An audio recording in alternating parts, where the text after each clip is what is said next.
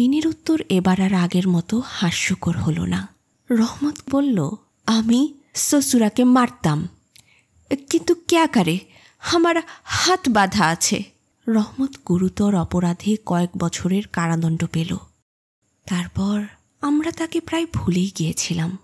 আমাদের দিনগুলো নিত্যকার কাজে কেটে যাচ্ছিল।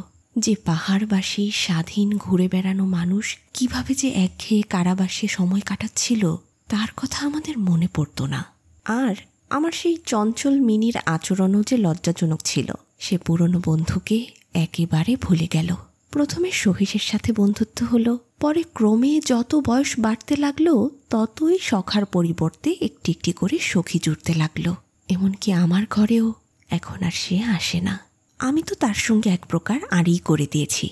অনেক বছর কেটে গেল, আরেকটি শরৎ এলো, মিনির বিয়ে ঠিক হয়েছে।